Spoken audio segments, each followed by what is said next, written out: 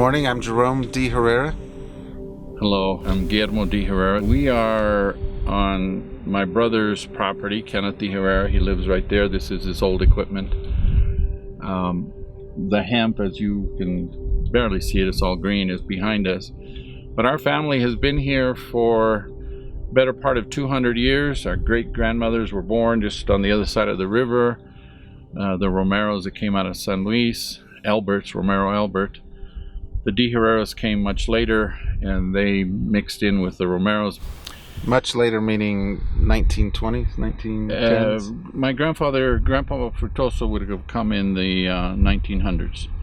From just outside of Española in New Mexico. It's called Chamita. Anyway, but that's our immediate history. This area is called La Isla. This one particular is called Lovatos. Little communities that no longer exist, but were here 200 years ago or more. Right behind us is the San Antonio Mountain, where we have another set of family, the Gallegos and the Salazars, one of whom we trace to the 12th century in Portugal and Spain. And those are up the San Antonio Canyon and Los Pinos rivers. So right around us, one brother has this 40 acres, another one has this 40, Kenneth has this one, I have 20 over there.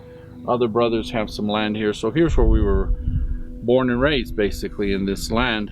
Most of the people in my age, the baby boomers, left the valley, left farming and agriculture, and went to the cities and became doctors and lawyers and professionals.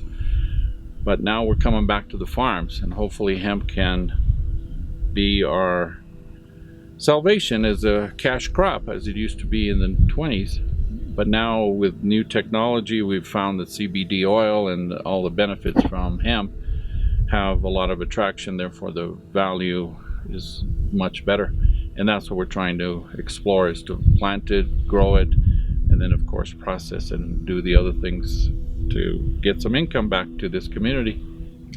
This is our first year growing hemp. We have about 10 acres worth of hemp here on this land, and we're committed to all natural processes and growing the highest quality hemp that we can, and doing it in an organic fashion so that we can have our certification. This being our first year, we're learning a lot about the plant, the process, and gathering all the equipment we need and the know-how so that next year we can expand and make it a bigger operation. But we're starting small, but we're committed to high quality and organic and natural processes. This year, 2019, is our learning year, where we must improve our processes.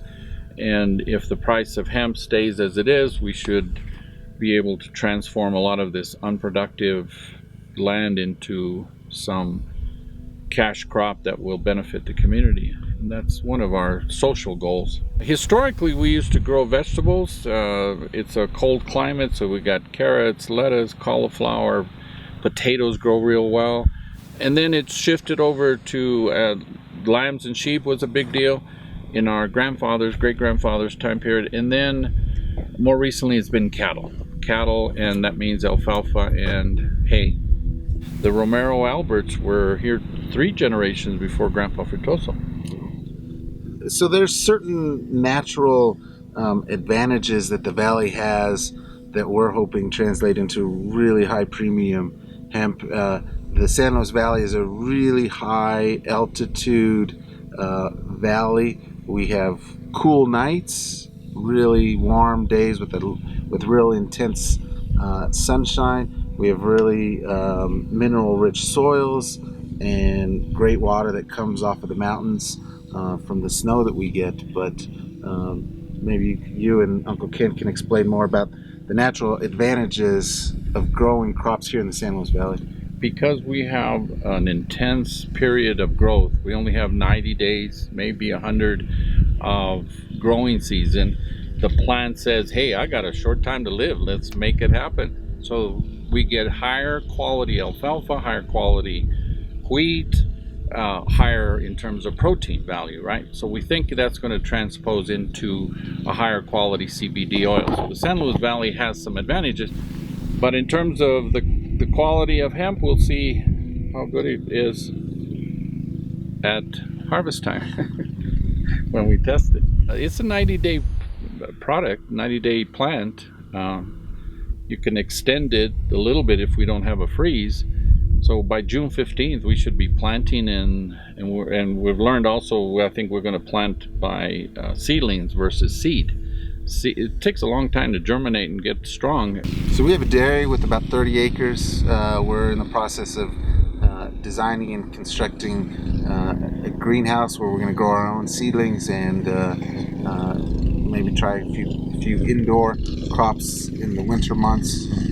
We're also, we have a 30-acre parcel there that we're going to prepare the land for next year and do an outdoor grow there on maybe 10 to 20 acres. To make money on the hemp, you got two things. One is, of course, you need the production, you need the high quality, etc., and sell it at a good profit. The other one is to cut your expenses, right? So the lower your expenses, the higher your revenue stream. Well, that and the product, right? So how do we cut expenses? We want to build the greenhouses. We have the land, we have the property, we have the materials. We build the greenhouses, then we can make our own seedlings. Seedlings sell anywhere, minimum is $3 up to $6. We've heard some stories about $7, $8 a plant. So, and if you're putting, let's say we have 100 acres and you're putting 6,000 plants per acre, 6,000 times 100, that's what, 60,000? No, it's 600,000 plants times $3 a plant on the minimum.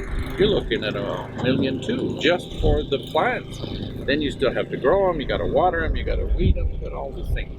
So how we cut our costs is by growing our own seedlings. That's not difficult, but we need the greenhouses. That's the business model that we're looking at, is to cut our expenses by buying good quality seed, which we've already got contacts with that one. And so in the spring we'd grow our own seedlings, process the land, plant our seedlings. We're not only lower cost, but we're also ahead of the curve in terms of we'd have a month in the greenhouse where this seedling would be a foot high. Then we're ahead of the game.